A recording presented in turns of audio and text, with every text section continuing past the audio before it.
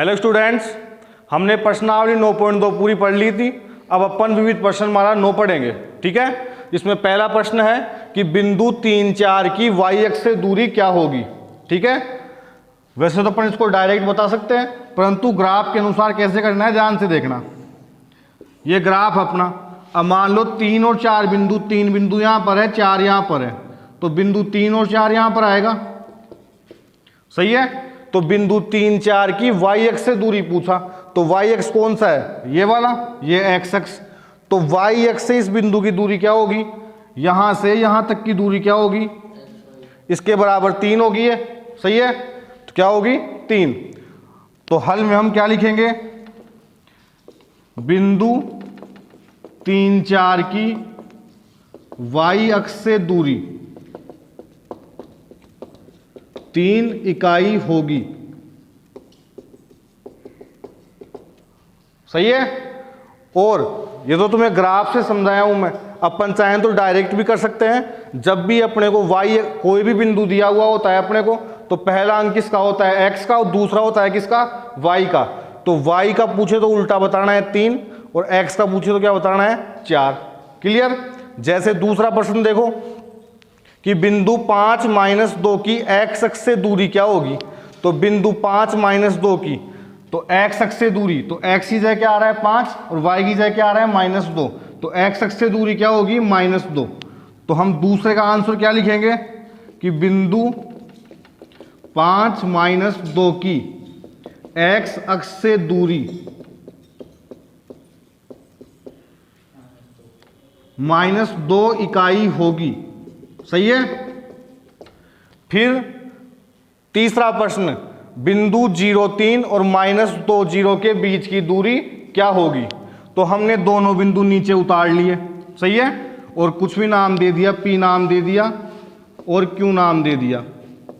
सही है, फिर दूरी वाला फॉर्मूला लगाया। अपन ऐसे प्रश्न बहुत सारे पढ़ चुके हैं अपन, x2 - x1 का whole square plus y2 - y1 का होल स्क्वायर। सही है, तो देखो ध्यान से, दूरी की जगह क्या लिखूं, PQ, तो P कौन से नंबर पे आ रहा है, पहले पे, तो ये तो क्या हो गया x1 y1, Q आ रहा है दूसरे पे, तो क्या हो गया x2 y2। तो x2 की जगह क्या लिखूं -2, ये वाला माइनस x1 की जगह 0 का होल स्क्वायर। क्लियर। फिर y2 की जगह 0, माइनस की जगह माइनस, और y1 की जगह 3 का होल स्क्वायर। तो -2 में से 0 गया, क्या बचा -2 का स्क्वायर, 0 में से 3 गया तो -3 का स्क्वायर। सही है, तो 2 का स्क्वायर क्या होगा 4, और 3 का 9, जोड़ने पे कितना हो गया 13। सही है, तो PQ के बीच की दूरी कितनी होगी, √13। सही है। अब चौथा प्रश्न, हमें 3 निर्देशांक दे दिए, -2 1, 2 - 2 और 5 2, शीर्ष वाला त्रिभुज कौन सा होगा। तो अपन त्रिभुज ABC बनाएंगे और तीनों दूरियां निकालेंगे, AB, BC और CA। ये प्रश्न अपने पहले आ चुका है 9.1 का 7वां प्रश्न ही आया है, जो समकोण त्रिभुज था वो। ठीक है ना। फिर 5वां प्रश्न भी अपनी 9.1 में आ चुका। अपने को 4 बिंदु दिए हुए हैं, अपन इनको ग्राफ में दर्शाएंगे।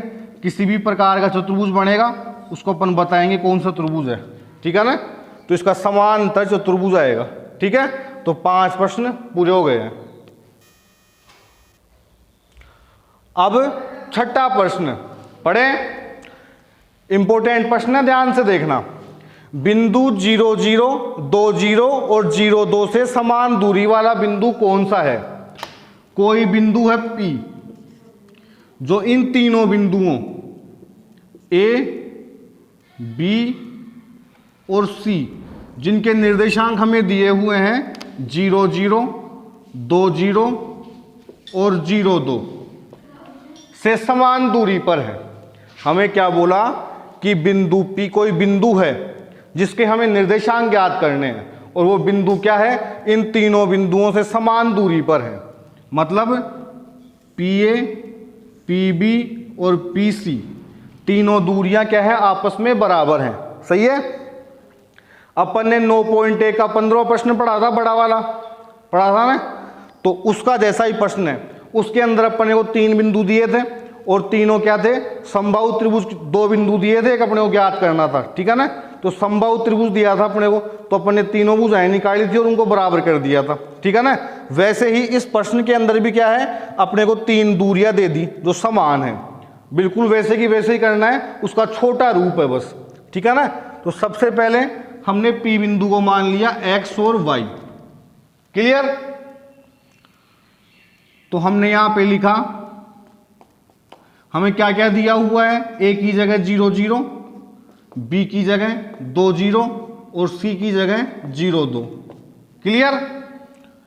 फिर दूरी का formula under root x2 minus x1 का whole square plus y2 minus y1 का होल स्क्वायर, क्लियर। अब प्रश्नानुसार PA बराबर PB बराबर PC, ठीक है। हमें बोला है ना कि कोई बिंदु है उसके निर्देशांक ज्ञात करो जो तीनों बिंदुओं से समान दूरी पर हो। तो PA बराबर PB बराबर क्या दिया हुआ है, PC, क्लियर। अब हम क्या करेंगे, तीनों दूरियां निकालेंगे और तीनों दूरियों में से हम कोई सी भी दूरी को किसी के भी बराबर कर सकते हैं, सही है, क्योंकि हमें PA बराबर PB बराबर PC दिया हुआ है। तो पहले मैंने निकाल लिया PA, तो PA P तो हो गया x1 y1, A हो गया x2 y2, क्लियर। तो x2 की जगह तो क्या लिखूं, 0 माइनस x1 की जगह x का होल स्क्वायर प्लस वापस y2 की जगह 0, y1 की जगह y का होल स्क्वायर। 0 में से x गया x का स्क्वायर क्या होता है, x स्क्वायर, इसका क्या होगा y स्क्वायर, समीकरण 1, क्लियर। इसी प्रकार PB के बारे में क्या लिखूं, PB, P हो गया x1 y1, B हो गया x2 y2। तो x2 की जगह क्या लिखूं, 2 माइनस x1 की जगह x का होल स्क्वायर प्लस y2 की जगह 0 माइनस y1 की जगह y का होल स्क्वायर, सही है। अब यहां 2 में से x नहीं जा सकता, तो इसको a माइनस बी के होल स्क्वायर से खोलेंगे अपन, ठीक है। तो a स्क्वायर की जगह क्या आएगा, 2 का स्क्वायर कितना होता है 4, b स्क्वायर की जगह x का स्क्वायर और माइनस 2ab की जगह 4x, क्लियर। 0 में से y गया y का स्क्वायर क्या होता है y स्क्वायर, समीकरण 2, क्लियर। फिर हम क्या निकालेंगे PC,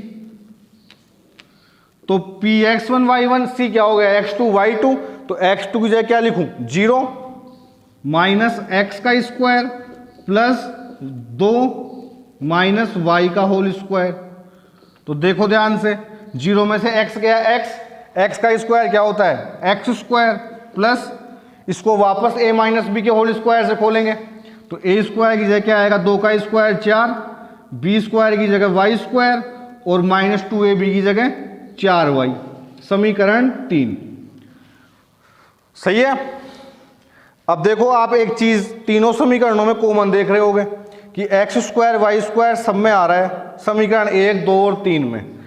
तो समीकरण 1 को अपन क्या करेंगे, एक बार तो 2 के बराबर लेंगे और एक बार 3 के बराबर लेंगे, ठीक है ना।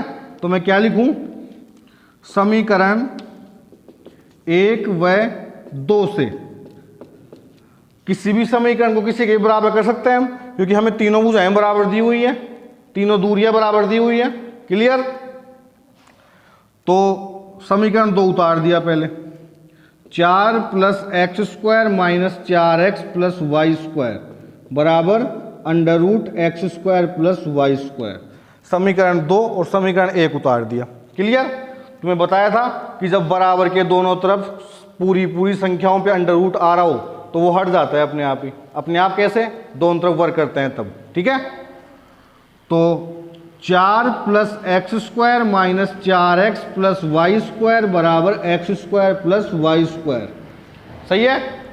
एक्स स्क्वायर वाई स्क्वायर से मैं एक्स स्क्वायर वाई स्क्वायर काट सकता हूं, तो क्या बच गया 4 माइनस 4x, 4 ये माइनस का उधर गया तो प्लस का, सही है।